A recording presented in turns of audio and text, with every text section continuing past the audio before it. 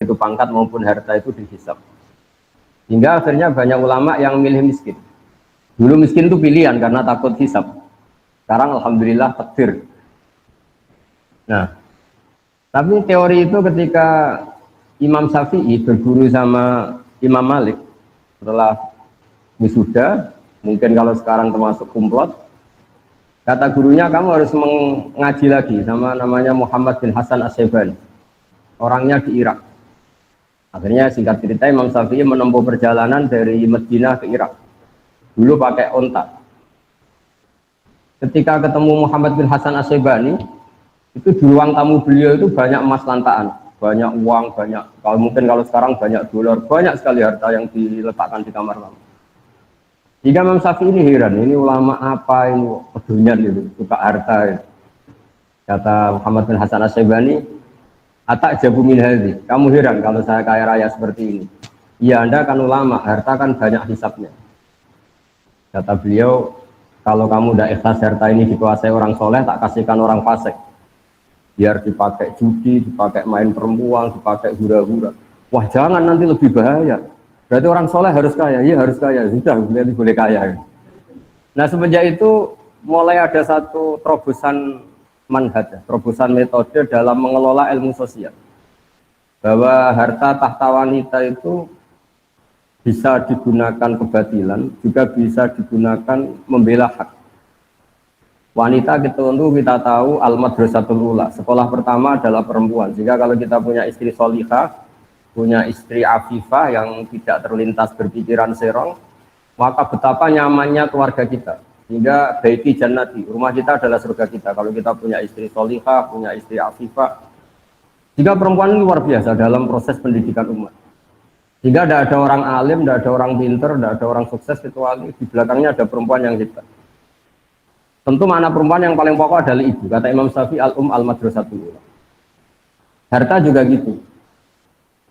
Kalau orang fasik, orang-orang dolim punya power, hartanya besar, maka dia bisa menggerakkan kedoliman secara masif. Begitu juga sebaliknya, kalau orang soleh yang punya harta besar, maka bisa menggerakkan kesolehan secara masif. Nah, di sini ini hebatnya Allah Subhanahu wa Ta'ala yang memandu kita dengan Al-Quranul Karim. Kita disuguhi cerita-cerita Nabi yang miskin, kayak Nabi Ayub, tapi juga disuguhi cerita-cerita Nabi yang bahkan hartanya banyak sekali, yaitu Nabi Sulaiman, Nabi Dawud. Beliau adalah seorang raja yang zaman dulu bahkan istrinya banyak, ya, karena memang zaman syariat dulu dibolehkan sampai istrinya berapa saja itu. Karena logika yang harus terbangun adalah jika kita menolong satu perempuan itu baik, maka menolong dua lebih baik, tiga lebih baik. Maka ketika seorang nabi itu pasti soleh, pasti baik, maka bisa saja secara logika dan kita benarkan dulu istrinya Nabi Dawud, Nabi Sulaiman itu baik. Tapi kenapa harus terkontrol sekarang, harus dibatasi misalnya? Logikanya juga bisa dibalik. Kalau punya istri satu aja terlantar, apalagi dua, apalagi tiga. Jadi itu terus semenjak itu ada metode. Ada metode untuk mengkontrol sosial.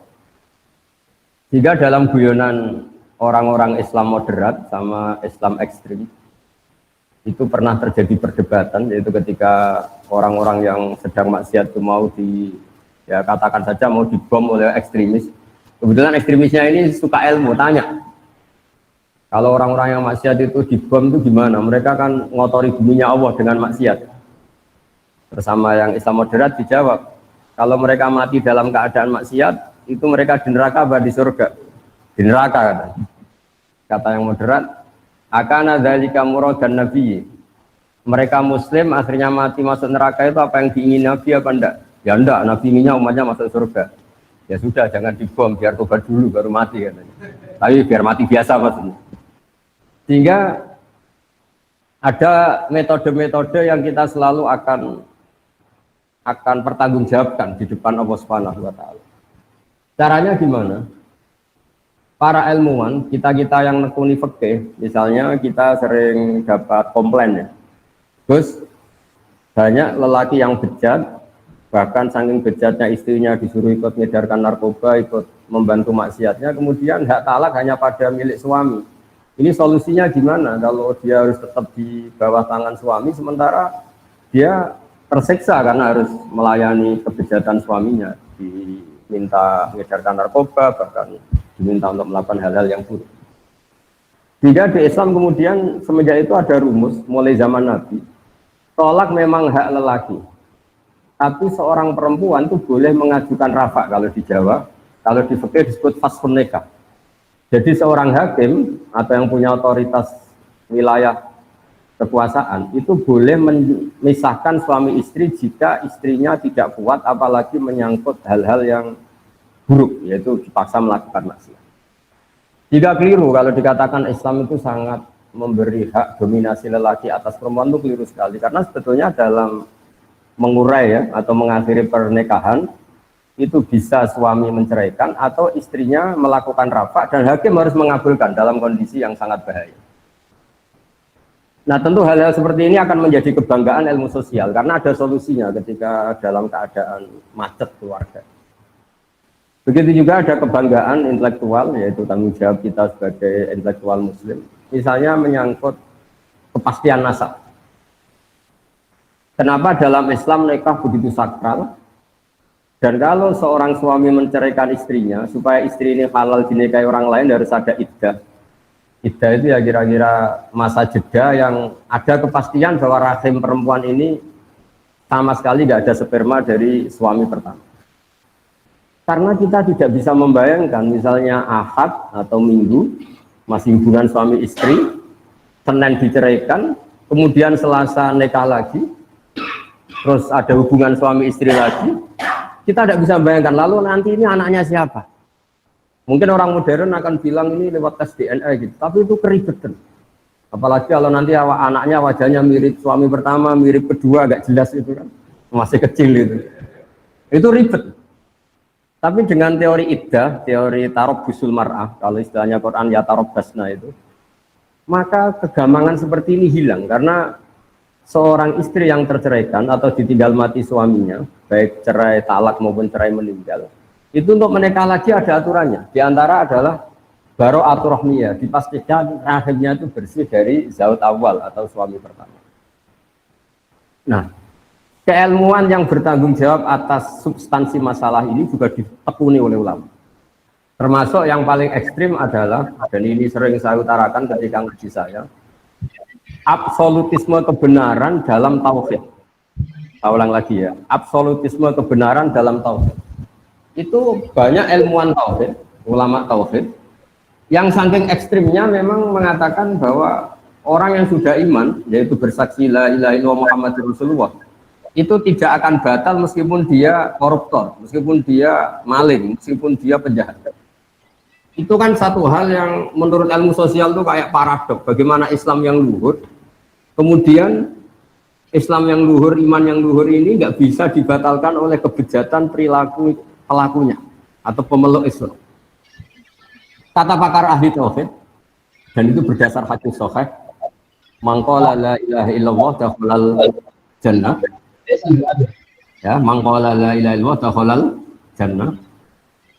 Nabi suatu saat kelihatan senyum-senyum ceria, kemudian ditanya oleh Abu Dzar, kebetulan di pinggir dia ada Abu Dzar, ya Rasulullah kenapa engkau senyum-senyum?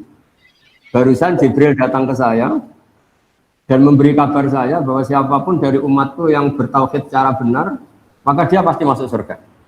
Meskipun wa in zana wa in saraka, meskipun pernah zina, pernah maling. Itu Abu Dzar sampai 3 kali tanya, yang benar ya Rasulullah, masa pernah gitu masuk surga? Ya kata Nabi, sampai 3 kali.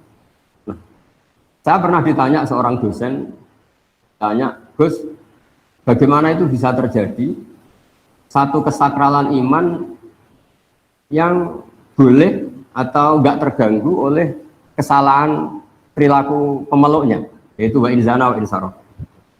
Saya baca beberapa syarah hadis itu termasuk di Syarhun Nawawi. Jawabannya adalah di sini Nabi sedang menerangkan absolutisme kebenaran. Bukan masalah membolehkan zina apa enggak, tentu zina tidak akan pernah boleh, maling tidak akan pernah boleh. Tapi Nabi ingin mengatakan absolutisme kebenaran itu enggak terganggu oleh pelakunya. Kita yang punya gelar ya bilang 1 tambah 1 2, yang enggak punya gelar ya bilang 2, musuh kita ya bilang 2, rektor Al-Azhar ya bilang 2, anak yang penggembala kambing yang bilang 2, semuanya akan bilang 2, 1 tambah 1 akan bilang 2. Karena kebenaran 1+1=2 itu nggak boleh bersyarat. Boleh mengatakan 2 kalau Anda rektor, boleh mengatakan 2 kalau Anda soleh. Kalau tidak soleh kamu harus mengatakan 3, tidak boleh. Kebenaran absolutisme harus sah, siapapun yang mengatakan itu. Sama, kebenaran bahwa Allah Tuhan itu selalu sah, siapapun yang mengatakan itu. Bahkan orang yang berkafir 100 tahun, dia kafir, saat itu melafalkan la ilaha illallah maka imannya langsung sah. Padahal berpuluh-puluh tahun dia kafir. Karena kebenaran absolut akan selalu sah tanpa memandang pelaku. Nah ini namanya substansi kebenaran. Ini nggak akan terganggu oleh perilaku sosial. Kemudian ada ulama yang cara berpikir itu sosial. Bahwa Islam itu bisa menarik karena justru aturan-aturannya itu. Kita sebagai manusia tentu suka kalau negara ini tertib, tanpa perzinaan, tanpa maling, tanpa korupsi. Dan Islam alhamdulillah mengharamkan itu semua dan mengancam itu semua dengan neraka. Sehingga karena sisi sosial ini begitu, maka kita alhamdulillah sebagai muslim hal-hal yang buruk diharamkan, dan di antara ciri Nabi adalah mengharamkan yang haram. Jika kita selalu akan mengharamkan perzinaan, mengharamkan judi, mengharamkan dugem dan sebagainya. Tapi pertanyaannya adalah selalu ada kebenaran absolut yaitu iman. Boleh enggak kebenaran absolut terganggu oleh kesalahan sosial? Itu tadi. Kalau kebenaran absolut ya sudah nggak boleh diganggu oleh apapun, termasuk tadi kita mengatakan 1+1=2. Orang baik yang bilang 2, orang buruk yang bilang 2, setengah baik setengah buruk yang akan bilang 2. Karena kebenaran absolut adalah kebenaran yang tidak boleh terganggu oleh apapun. Nah di sini kenapa Nabi mengatakan wa in zana wa in saraq. Tapi di balik yang sama, dengan porsi yang sama, Nabi pernah mengancam la yazni zani hina yazni wa huwa mu'min wa la yasriqu sariq hina yasriq wa huwa mu'min. Tidak pernah berzina seseorang kemudian dia saat itu berstatus mukmin, dan tidak pernah maling seseorang kemudian saat itu dia berstatus mukmin. Lalu bagaimana dengan dua hadis ini yang sama-sama sahih? Oleh ulama dijawab, ketika seseorang zina atau maling itu pasti terinspirasi oleh kenakalannya, oleh nafsunya, tidak ada sangkut paut dengan imannya. Karena yang namanya iman pasti mengajarkan kebenaran. Nah, di sini kemudian ada kelompok besar dalam mazhab Islam, ada ahli sunnah wal jamaah yang berkeyakinan Islam, iman adalah satu keyakinan absolut, sehingga kalau orang salah, dia tetap salah saja, tapi tidak sampai menjadi kafir. Ada kelompok Khawarij yang mengatakan setiap kesalahan besar menjadikan seseorang kafir. Kita sekarang bikin analogi. Kalau seseorang sudah sah menjadi warga Indonesia, dia berKTP Indonesia, tidak pernah mengeluarkan diri dari warga Indonesia, kemudian dia jadi koruptor, tentu kita sepakat dia warga Indonesia. Soal kita hukum, kita beri sanksi, itu karena kesalahannya, tapi dia tetap warga Indonesia. Karena dia warga Indonesia adalah status, sementara kesalahan dia adalah kesalahan sebagai manusia. Sehingga mazhab Ahlussunnah adalah seseorang yang melakukan dosa besar tetap mukmin, tapi nanti tetap disiksa di neraka, entah berapa lamanya. Saya juga belum mengkonfirmasi sama malaikat Malik ini, penjaga nerakanya ini. Tapi yang jelas ada pelatihan di sini. Nah, pelatihan ini juga menguntungkan kita. Menguntungkannya gini, di Quran ada ayat qul ja'al haqq wa ma yubdi'ul batil wa ma yu'id. Kalau yang lebih terkenal tentu ja'al haqq wa zaqal batil innal batila kana zahuqa. Kalau kita berpikir absolutisme, berpikir kebenaran mutlak, maka kemusyrikan, kekafiran, kesalahan itu hal yang enggak ada. Kalau istilahnya Quran, kaburat kalimatan takhruju min afwahihim iyaquluna illa kadziba. Misalnya ini saya pegang jam tangan, mungkin ini dari aluminium atau besi, terus saya mengatakan begini, jam tangan saya ini dari kayu. Maka kalimat ini tidak menjadi kalimat opini, tapi menjadi satu kesalahan, karena itu kalimat yang salah. Nah, jika kalau Tuhan itu hanya Allah, maka hakikat yang ada ya Tuhan itu hanya Allah, bukan yang lain. Jika apapun banyaknya orang musyrik itu dianggap tidak ada. Wa ma yubdi'ul batil wa ma yu'id, sesuatu yang batal, yang enggak benar itu pasti enggak ada. Karena tadi fakta bahwa jam ini dari kayu adalah enggak ada. Meskipun yang mengatakan ada, mungkin yang mengatakan itu karena salah ucap atau kebodohan atau keyakinan yang keliru, tapi hakikat ini tidak. Jadi di sini hebatnya Islam. Islam pertama datang termasuk Wa 'allama Adamal asma. Pertama Nabi Adam diajari adalah menamai sesuatu sesuai proporsinya, sesuai statusnya. Jadi andaikan dari dulu orang kafir Quraisy mengatakan, wah ini pahatan batu dari Magelang gitu, atau ini batu dari Ponorogo, jenis batunya ini, pemahatnya ini, harganya ini. Mungkin mereka hanya bilang ini batu yang dipahat. Tapi gara-gara ini diberi gelar, diberi penamaan manat, pemberi, Al-Uzza, ini satu hal yang agung, satu hal yang besar, Hubal. Sehingga terus orang itu gampang, wow kalau saya melecehkan ini pasti saya kualat. Tapi hakikatnya ini tetap batu. Nah, jika apakah ada Tuhan selain Allah? Ya jawabannya tidak ada, karena selalu Tuhan hanya Allah Subhanahu wa Ta'ala. Tapi apakah ada orang yang menuhankan selain Allah? Hanya. Ini dibedakan antara hak selalu satu. Ya hak selalu satu dan kebatilan selalu nggak ada. Tapi yang mengatakan ada, yang meyakini ada, tapi kebatilan sendiri. Ini banyak juga ulama yang spesial membela al-haq wa zahabat. Seperti saya mengatakan baju saya ini putih, ya sudah putih. Kok banyak satu dunia mengatakan baju saya hitam, itu tidak punya pengaruh. Baju saya menjadi hitam tetap putih, karena kebenaran absolut akan ada, punya eksistensi, disebut al-haq wa zahabat batil. Yang batil pasti nggak ada, memang itu tidak faktual.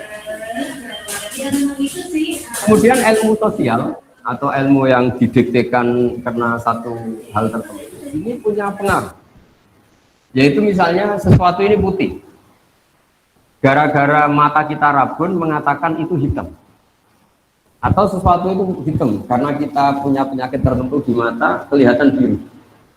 Nah, di sini ya, kalau ulama mengatakan mulai ada hijab.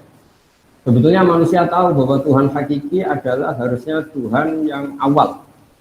Karena nggak mungkin langit bumi ini diciptakan sesuatu yang lebih terbelakang dari langit bumi. Sehingga Allah mensifati dirinya al-awwal. Namanya pencipta harus wujud lebih dulu, al-awwal. Karena langit bumi ini adalah wujud, punya eksistensi, maka penciptanya harus lebih punya eksistensi. Kalau dalam bahasa pesantren disebut wajibul wujud. Kalau yang diciptakan saja ada, maka yang menciptakan pasti ada. Jika alam raya ini tidak dimulai dari nihilisme, ketiadaan, tapi dimulai dari yang ada. Yang ada ini oleh kita, zaman kita kecil ngaji, ujian wujud hitam bakar. Karena eksistensi pertama seorang pencipta adalah harus wujud, harus punya eksistensi. Ini juga ada yang menekuni sendiri, namanya ilmuwan-ilmuwan tauhid. Menekuni satu kebenaran absolut yang tidak boleh terdikte oleh ilmu-ilmu sosial. Tapi pertanyaannya adalah, apapun absolutismenya kebenaran ini, manusia itu punya sisi keterbatasan. Apapun putihnya baju ini, kita harus melatih orang yang mengatakan supaya dalam keadaan matanya normal, kondisinya normal. Karena nggak ada artinya ini secara objektif bukti, kemudian yang melihat tidak normal karena matanya normal. Saya akan bilang gitu. Jadi kalau ada satu kesalahan, pasti ada problem. Nah hakikat dari alam raya ini Uja al-haqqu wa ma yubdi'ul batilu wa ma yu'id. Sekali hak itu datang, maka satu kesalahan ini pasti tidak. Jika dalam awal surat Kahfi dijelaskan, mereka berkomentar tentang Tuhan seperti ini.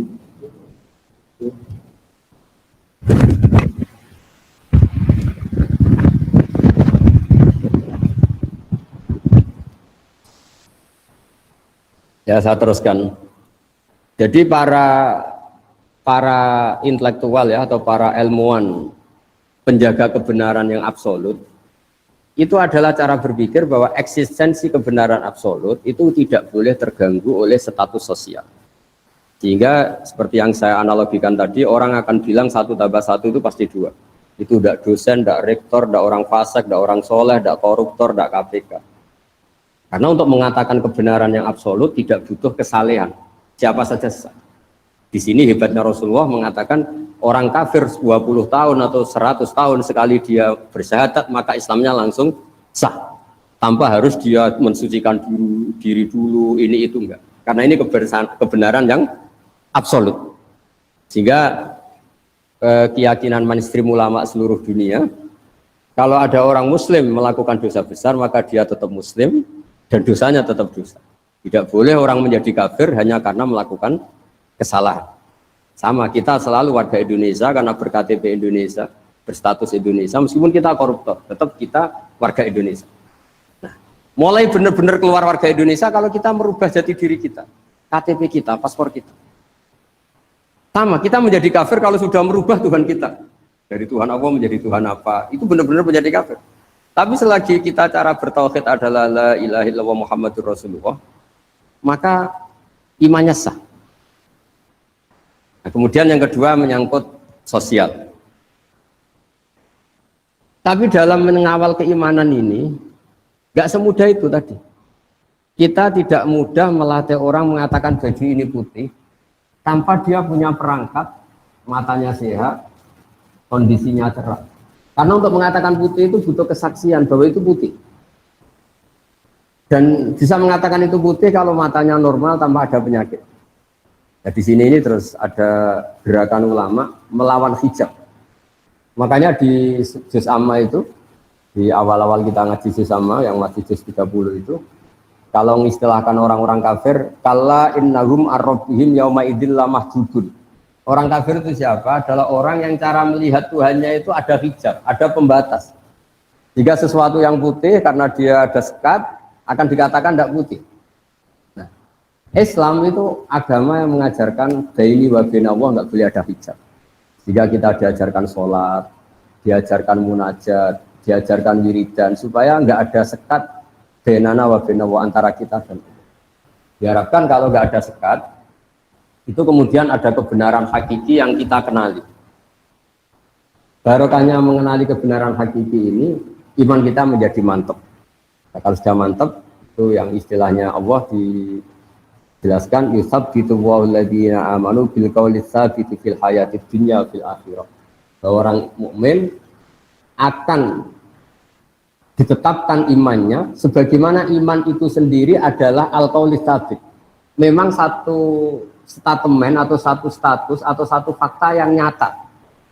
Beda dengan orang kafir ketika misalnya menyembah batu atau menyembah manusia, nanti di akhirat sama Allah dipanggil, Tuhan kamu siapa? Batu Gusti. Tuhan kamu siapa? Manusia ini. Mana itu? Setelah dipertontonkan ternyata mereka ada siapa-siapa. Ini yang disebut mereka didatangkan bersama Tuhan-Tuhan yang mereka sembah.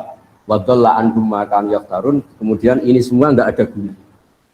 Di sebagai mukaddimah, saya memang orang yang sangat fanatik supaya umat Islam berpikir tauhid secara benar.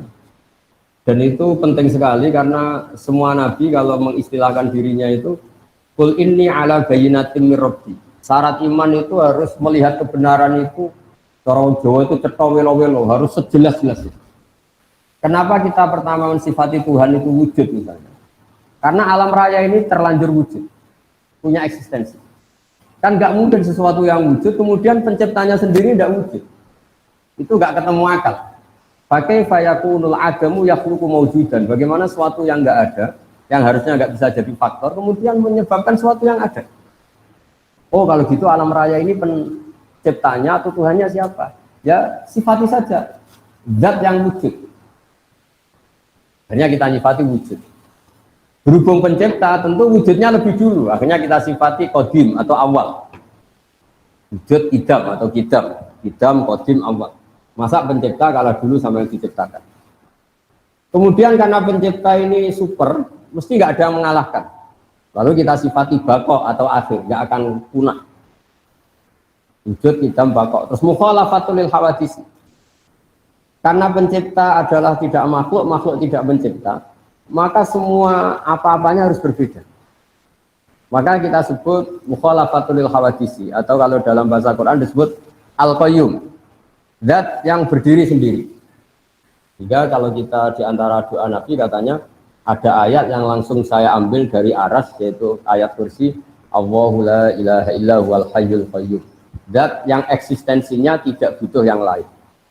Beda dengan kita. Kalau dalam ilmu tasawuf, apapun hebatnya kita, meskipun kita penguasa dunia sekalipun, itu kalau dalam ilmu tasawuf nggak makan lemes. Bagaimana kita katakan penguasa dunia sementara nggak minum lemes, nggak makan lemes? Kerennya gimana? Kita hanya bergantung sepiring nasi, bergantung segelas air. Tapi kita memaklumatkan diri sebagai penguasa dunia. Sehingga itu betul-betul dhaif, betul-betul kita ini makhluk yang lemah. Sehingga ketika Allah mencibir Fir'aun atau mencibir Namrud, itu hanya dengan kata-kata kalau dia Tuhan, itu dia harusnya nggak makan. Bagaimana Tuhan kemudian kalau nggak makan kangkung itu lemes, nggak makan nasi itu lemes, itu nggak kebayang. Jika Allah mensifati dirinya, wa huwa yut'imu wa la yut'am. Saya ini Tuhan. Sifat dasar saya itu yut'imu, memberi makan, dan saya tidak perlu makan. Ketika Allah mensifati hubungannya dengan makhluknya, saya pemberi rizki, dan saya tidak butuh mereka memberi rizki saya.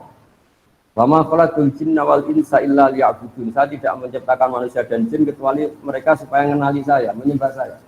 Ma uridu minhum rizki wa ma uridu minhum ayutimun. Saya tidak ingin mereka memberi rizki ke kita dan mereka memberi makan ke kita.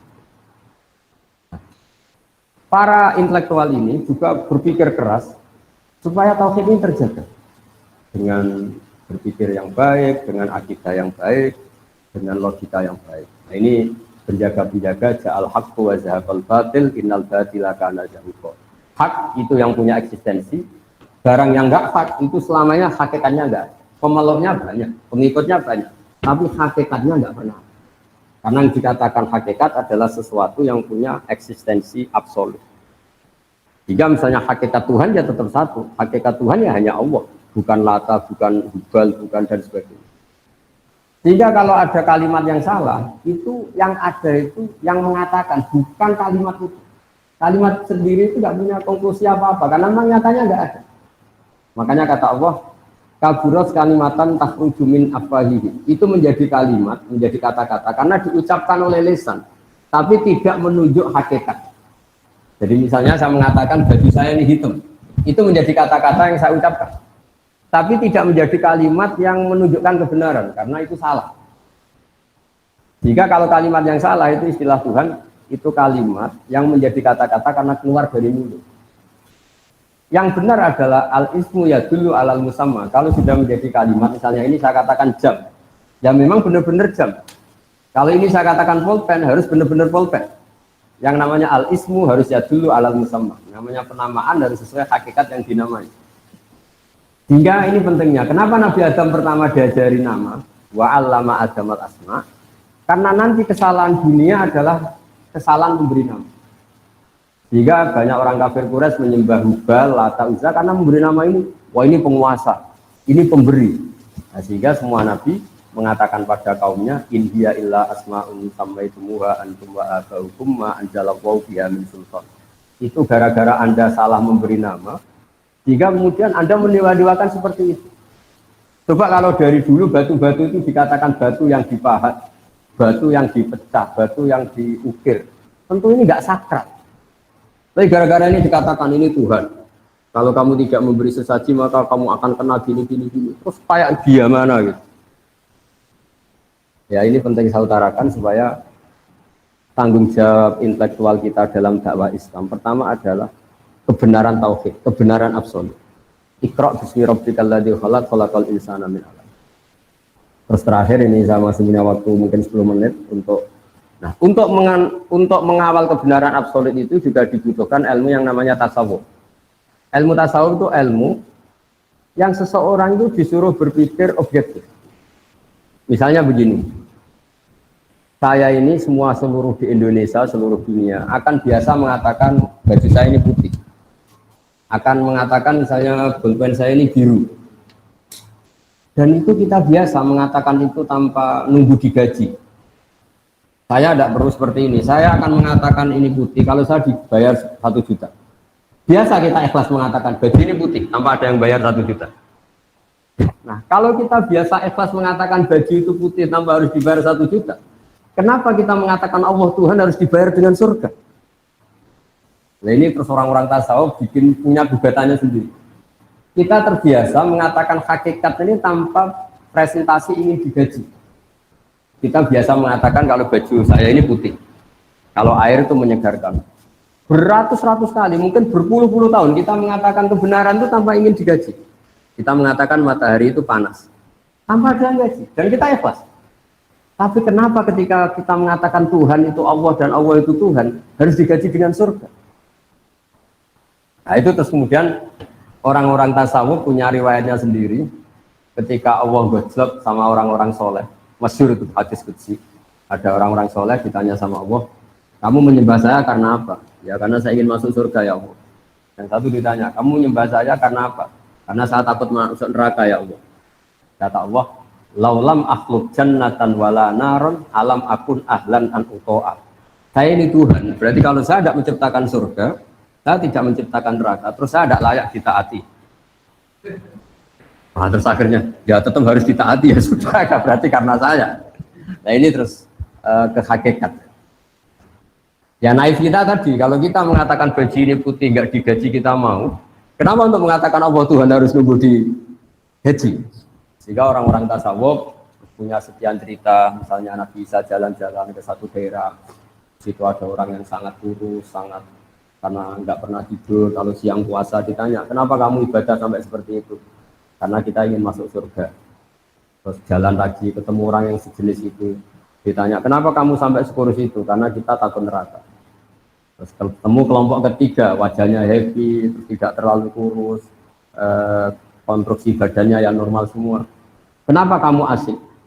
Karena saya mencintai Tuhan yang punya semuanya.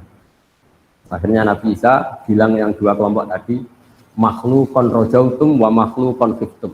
Kamu yang kamu harap-harap hanya makhluk, yang kamu inginkan juga makhluk, yang kamu takuti juga makhluk. Yang benar ini takut yang punya makhluk itu semua, takut yang punya surga, yang punya. Nah, jadi lewat pengajian ini atau ngaji ini saya karena UGM tentu masyhur ya, terkenal sekali dengan kajian keilmuannya. Saya mohon dalam bertauhid itu harus sampai kul inni ala bayyinati mir rabbi, bahwa saya bertauhid itu harus benar-benar punya logika yang absolut, punya logika yang kuat, punya logika yang permanen. Di surat Al-Bayyinah juga diistilahkan lam yakunil ladzina kafaru min ahlil kitab wal musyrikin munfakina hatta ta'tiyahumul bayyinah. Bayyinah itu siapa? Rasulun minallahi yatlu suhufan mutahharah. Jadi dulu orang-orang kafir itu akan nyaman dengan kekafirannya, nggak pernah tercerabut dari cara berpikir kekafiran. Kita tahu kafir Quraisy itu penyembah berhala dan jumlahnya banyak, ada Lata, Uzza, Hubal, Manat.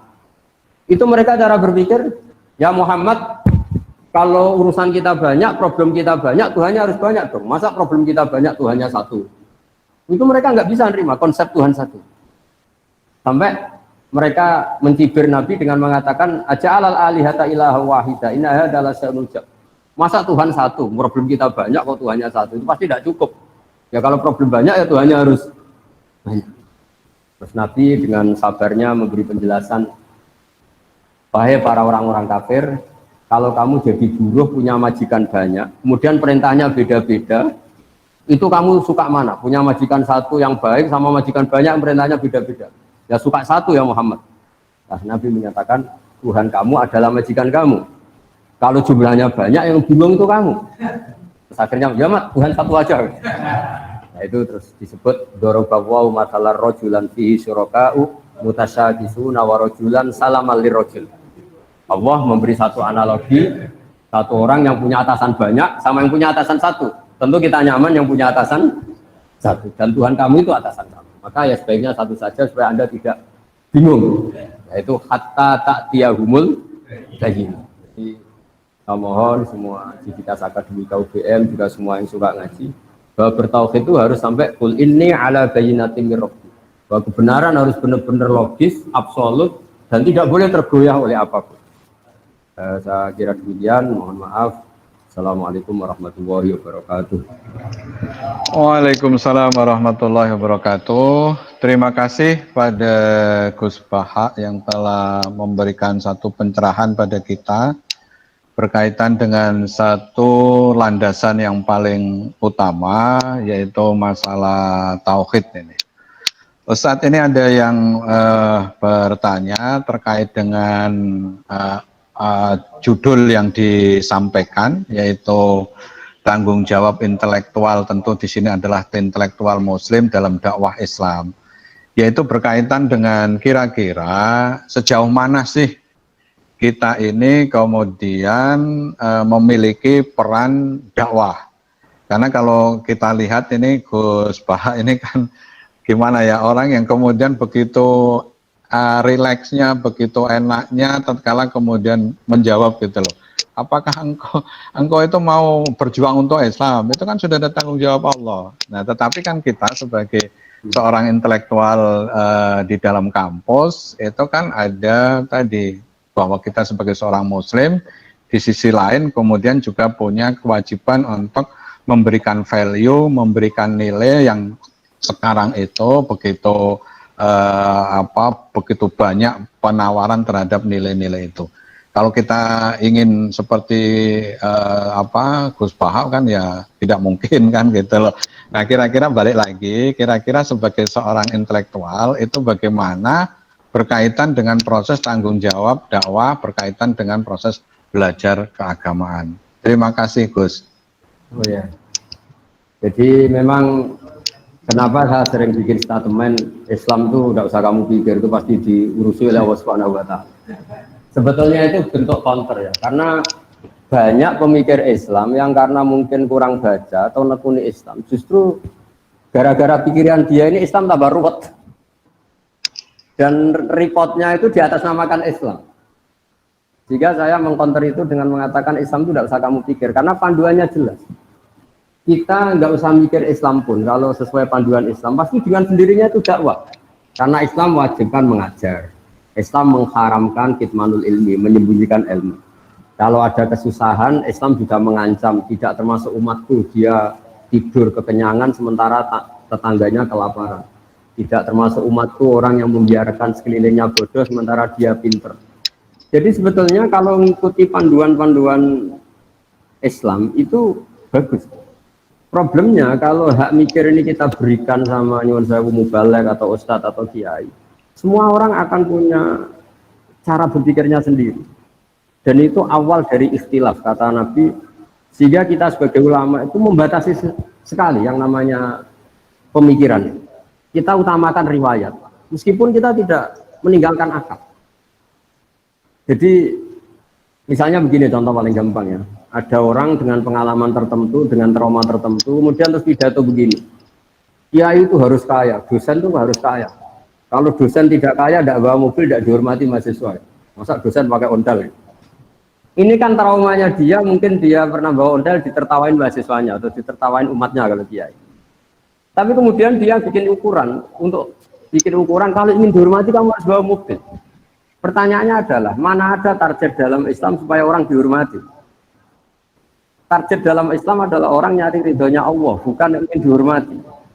Nah ini yang kemudian kan tuh jadi lucu, masa orang digerakkan, ya ini harus kaya, kalau nggak kaya nggak dihormati, dosa harus bawa mobil, kalau nggak mau mobil nggak dihormati. Pertanyaannya, target ingin dihormati ini pikiran Islam atau pikirannya dia? Nah, tentu kita tetap tanggung jawab terhadap perjalanan agama ini, kita memberi kontribusi, tapi dengan cara tadi. Saya ulang lagi, dengan cara riwayat. Kenapa saya katakan dengan cara riwayat? Karena kalau analogi sosial, itu tidak ada selesai. Misalnya begini, saya sering ditanya, Gus, sebaiknya orang itu ramah apa enggak? Misalnya kita punya istri, sebaiknya ramah apa enggak? Itu di Quran itu, ini ilmu sosial ya. Wahai para istri Nabi itu cantik-cantik. Kalau kamu ketemu lelaki lain, itu falah takdokna bil qauli. Justru kamu nggak boleh terlalu ramah. Karena kalau terlalu lama, falah takdokna bil qauli, fayat ma'alladzi fi qalbihi marad. Ada perempuan cantik yang ketemu bapak-bapak ramah, senyum. Mungkin pikiran lelaki ini bukan dinilai ramah. Wah berarti ini mau sama saya, kan jadi repot. Sehingga kalau ilmu sosial semuanya mungkin ramah yang sesuatu yang baik, tapi orang yang hatinya sakit, ada penyakitnya, kata Allah, fayat ma'alladzi fi qalbihi marad. Kita sopan sama orang sopan terkenal dermawan. Kena penipu, ini dianggap satu objek. Wah, kapan-kapan nipu orang ini ya, potongannya kok gampang ditipu. Jadi ilmu sosial itu ilmu yang mengeruwet. Karena kebaikan sosial ini akan dimanfaatkan orang-orang fasik, orang-orang durhaka untuk keburukan. Jika Islam itu mengelola sosial itu ya agak gampang karena memang logika sosial itu. Makanya pertama Imam Syafi'i ngaji Imam Malik itu gejolokannya gini, dan saya mengenang betul gejolokan itu.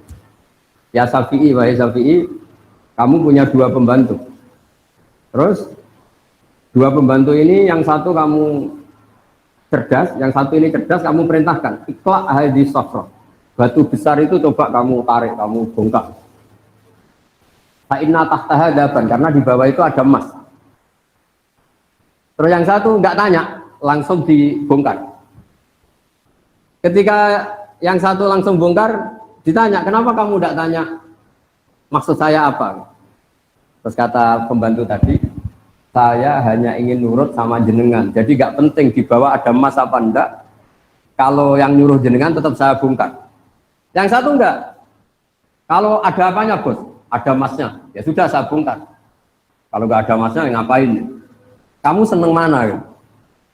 Kata Imam Syafi'i ya seneng yang loyal tanpa mikir. Kadang kita beragama itu butuhnya itu sami'na wa ata'na. Ya saya ulangi lagi, karena sekali semua agama ini dipikir, itu nanti ya repot. Ya tadi misalnya gini, ini yang tren ya di zaman akhir. Kita misalnya mengkaji sholat. Mengkaji sholat itu ada yang, oh fungsinya rukuk begini, fungsinya sujud begini, ini peregangan, ini pernafasan. Lama-lama sholat ini kayak senam yoga. Lama-lama ada yang tanya, banyak yang sholat kok penyakitan, ya nggak sholat kok enggak gitu. Jadi kita sebagai ulama itu mikirnya gini, nggak mungkin Allah bikin gerakan tertentu tidak ada hikmahnya. Tapi jangan sampai hikmah ini kemudian yang menjadi alasan hukum itu. Karena kalau hikmahnya rukuk misalnya peregangan, suatu saat ada gerakan tubuh yang lebih efektif untuk peregangan, lama-lama orang meninggalkan rukuk. Nah, Bapak MC, ulama itu berpikir gitu, jadi berpikir ini nuruti akal apa nuruti logika. Kalau nuruti logika tadi takutnya, misalnya puasa itu supaya sehat. Terus ada orang yang bilang, tapi saya kalau puasa malah sakit. Jadi, nah makanya dalam sisi ilmu sosial ya, logika sosial, itu khazanah kita. Saya mungkin termasuk kiai muda yang punya banyak khazanah tentang dialek sosial yang diajukan Allah Subhanahu wa taala kepada para kekasihnya. Karena tebaannya itu banyak. Jadi misalnya tadi ada seorang rektor atau kiai top atau bos itu selalu mikir sama anak buah. Kemungkinannya ini menenabuhkan anak buah karena dipikir majikan tanpa mendelegasikan. Jadi kalau kita terlalu manja sama anak, mikir anak, nanti anaknya seenaknya dia mau mikir, dipikir bapak. Jadi kalau nggak mikir, anak merasa agak disayang. Ini gimana bapak kalau nggak mikir anaknya? Nah, jadi artinya gini, kenapa saya sering bikin statement, agama itu rasa berpikir supaya Allah. Maksud saya, takut saya pikiran ini menjadi pijakan hukum. Padahal sementara pikiran ini bikinan kita. Bukan ada riwayat bersandar dari Rasulullah Shallallahu Alaihi Wasallam. Kayak tadi misalnya kita ngomong, kalau kiai tidak bawa mobil tidak dihormati, kalau dosen nggak mobil tidak dihormati. Pertanyaannya, mana ada target dalam Islam ingin dihormati? Jadi itu sebetulnya tentang itu, bukan. Tadi kita tetap bertanggung jawab terhadap perjalanan Islam ini, termasuk hikmah-hikmah tadi. Kenapa ada kebenaran absolut yang kita jaga, yang seperti tadi yang saya katakan, tapi juga ada kebenaran sosial yang juga harus kita jaga. Jika ada hadis mangqala la ilaha illallah dakhalal jannah wa in zana wa in saraqa, tapi juga ada hadis la yazni zani hina yazni wa huwa mu'min. Karena ini untuk menjaga keseimbangan antara kebenaran absolut dengan kebenaran sosial. Ya saya kira giliran. Terima kasih Gus Bahak ya. Ada pertanyaan lain ini konteksnya adalah ada yang mengatakan tentang ilmu yang wajib ain aja wajib kifayah. Ya. Nah, ada yang mengatakan bahwa yang wajib ain itu adalah ilmu agama. Nah, wajib kifayahnya itu adalah ilmu-ilmu yang lain.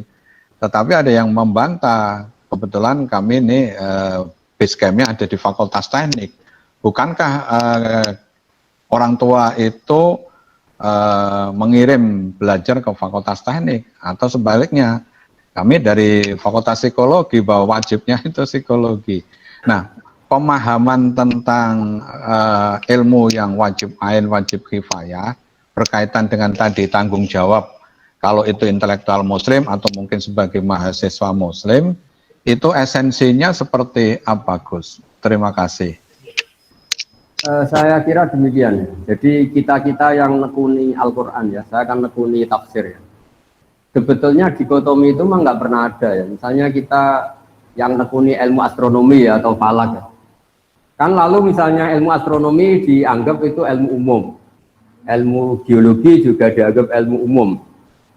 Padahal kita-kita yang nekuni tafsir, itu ya biasa bicarakan misalnya waladzi ja'ala syamsa dia awal qamara nura wa qaddarahu manazila li ta'lamu adada sinin awal hisab.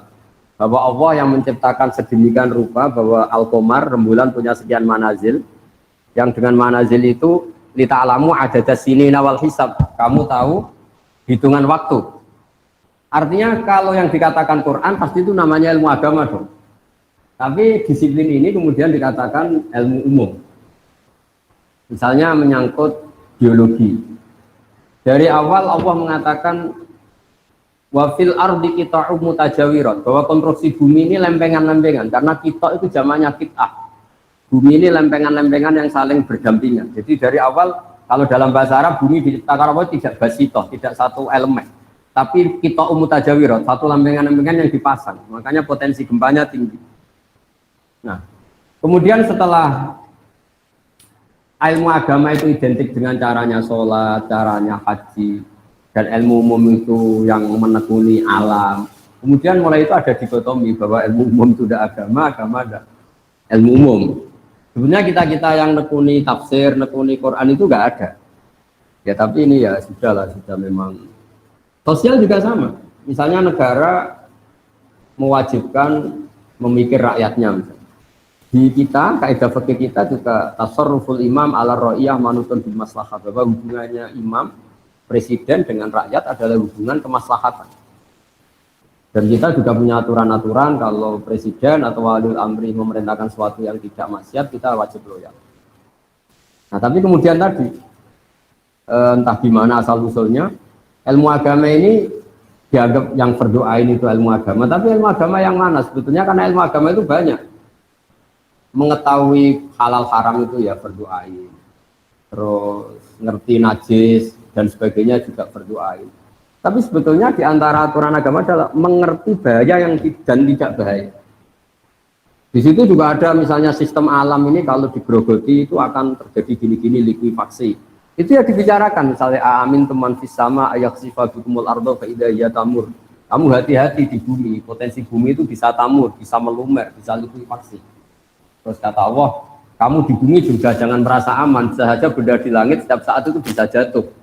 Ayur sila alikum hasiban, misalnya meteor setiap saat juga bisa jatuh. Nah, Quran itu membicarakan semuanya, mulai ilmu agama, tapi lama-lama ini dikatakan ilmu umum. Nah, kenapa ulama tidak berontak? Ini saya beri bocorannya. Karena ilmu umum ini, ilmu-ilmu yang dikatakan umum ini, misalnya di teknik atau di biologi atau di astronomi, ini ilmuwan-ilmuwan itu mengalami perkembangan. Kalau sampai ini di atas namakan agama, kemudian ternyata teorinya itu direvisi, ini agama yang disalahkan. Jika daripada gitu ya biarin saja dikatakan ilmu umum, supaya nanti kalau ada penelitian ini, salah benarnya bukan dikaitkan dengan agama, tapi dengan penelitinya. Tapi jangan pernah kamu katakan bahwa agama tidak mengatur ilmu astronomi. Buktinya, kiai-kiai itu tahu falak sampai 10 tahun ke depan itu bisa digarap gerhana itu tanggal berapa, jam berapa, lama gerhana berapa. Itu di kalender-kalender pesantren itu detail dan semuanya benar. Itu kan ilmu umum. Tapi kenapa tidak kita katakan itu ilmunya Islam? Takutnya kita ini manusia. Pas garap salah dikatakan Islam, ternyata malam Senin tidak gerhana, gerhananya malam Selasa. Nanti Islamnya yang salah. Itu bocorannya. Ini kalau nggak sama UGM tidak tak kasih bocorannya. Jadi sebetulnya beberapa ilmu ini milik Islam juga, tapi ketika diklaim milik mereka ya sudahlah. Jadi kalau ada kesalahan agamanya yang nggak kena itu. Karena apapun benarnya Islam dibawa oleh manusia. Kalau zaman Nabi pasti benar, maksudnya kita nggak Nabi. Sehingga semenjak itu ulama mengatakan jangan pernah membenarkan satu teori atau menyalahkan atas nama Islam. Takutnya yang salah itu kamu, tapi kamu atas namakan Islam. Ya saya kira demikian. Oke, ada pertanyaan terakhir ini, Ustadz, karena nampaknya Gus Bahak juga harus ada kegiatan yang lain. Ini berkaitan dengan masalah tauhid yang absolut tadi. Kemudian beliau bertanya dikaitkan dengan pemahaman kafir yang di suatu saat itu pernah menjadi rame itu loh. Jadi esensinya sebenarnya seperti apa sih definisi atau hal yang terkait dengan kafir yang kemudian dikaitkan dengan surat ya ayyuhal kafirun.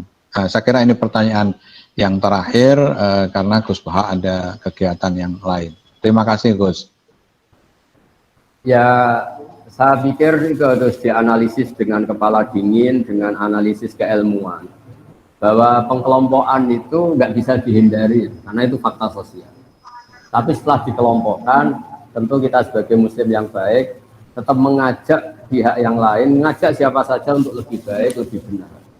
Jadi misalnya istilah kafir, istilah munafik, istilah apa saja, memang mau tidak mau, memang kita mau tidak mau harus mengelompokkan sesuai pilihan-pilihan orang-orang itu. Tapi itu normal saja secara keilmuan. Tapi Islam selalu waqulu linnasi husna, kepada siapa saja kamu harus berkata-kata yang baik, bermuamalah secara baik. Sehingga misalnya Islam membolehkan perang, itu nunggu udhina lil ladzina yuqatalun. Kalau kamu diperangi baru boleh perang. Wa akhrijuhum min haitsu akhrajukum, kalau kamu diusir baru boleh usir. Jadi kalau penstatusan yang seperti itu, ibarat gini lah, kita punya mahasiswa yang nakal ya, yang sering bolos. Ya kita sebut, wahai mahasiswa yang bolos. Tapi memang kata bolos itu harus disematkan karena dia sedang berstatus seperti itu. Tapi atas nama kita sebagai orang tua, ingin dia lebih baik. Jadi penstatusan itu bukan hal yang harus menjadi pemecah bangsa, kayak biasa aja. Bahkan kalau kata-kata ahli tafsir mengatakan Allah saking sayangnya sama hambanya, sing kafir wis jadi celuk dikandani. Jadi itu artinya kan Allah masih memanggil-manggil itu. Jadi sing kafir wis dipanggil-panggil untuk kembali, saking baiknya Allah. Sehingga ya jadi makanya apa ya, pengkelompokan itu kan ya sudah normal saja. Artinya memang pilihan mereka beda ya, penamaannya juga beda, statusnya beda. Tapi itu tidak perlu menjadi alat konflik. Kita niru piagam Madinah, niru Sulhul Hudaybiyah bahwa dakwah ya bil hikmati wal mau'izatil hasanah, karena la ikraha fiddin, agama ini tidak perlu dipaksakan, tetap bayana rusdu minal ghoi, yang benar pasti ya sudah kelihatan benar, yang salah kelihatan salah. Saya kira demikian, mohon maaf atas semua. Assalamualaikum warahmatullahi wabarakatuh. Waalaikumsalam warahmatullahi wabarakatuh. Terima kasih kepada Gus Baha. Pada kesempatan ini sekali lagi kami dari Universitas Gadjah Mada, khususnya Forum Pengajian Gadjah Mada, mengucapkan terima kasih kepada Gus Baha beserta keluarga besar Pesantren Tafidul Quran LP3IA Rembang, dan juga mungkin yang hadir ada di situ. Sekali lagi Ketua Kagama Rembang, Telkom Rembang, Telkom Jogja, dan juga seluruh yang ikut kegiatan ini. Mudah-mudahan ini memberikan satu semangat di era yang sekarang ini ya, saling tadi berkaitan dengan dimensi-dimensi keagamaan dan juga dimensi-dimensi yang terkait dengan keberadaan wabah ini. Mungkin dimohon Gus Baha untuk bisa menutup dengan doa agar kemudian keberkahan senantiasa berada, termasuk berada kita-kita semua, termasuk juga bagaimana UGM mampu memberikan pencerahan dari UGM untuk Indonesia, dari UGM untuk dunia. Silakan Gus. Bismillahirrahmanirrahim. Alhamdulillah wa sallallahu ala sayyidina Muhammad wa alihi wasallam asma'in. Allahumma ja'alna ya Allah hadina mahdiyin muhtadin ghayra dhalina wa la mudillin. Ya Allah, jadikan kita semua orang yang hadina muhtadin, memberi petunjuk pada yang lain dan kita sendiri dapat petunjuk. Ghayra dhalina wa la mudillin, tidak orang yang menyesatkan dan kemudian menyesatkan orang lain. Allahumma ya wa irham mata habibika Muhammad wa aslim mata habibika Muhammad wa tajawaz an mata habibika Muhammad. Allahumma ya ilahana ya Allah, ihdinas siratal mustaqim siratal ladzina an'amta 'alaihim ghairil maghdubi 'alaihim waladdallin. Amin.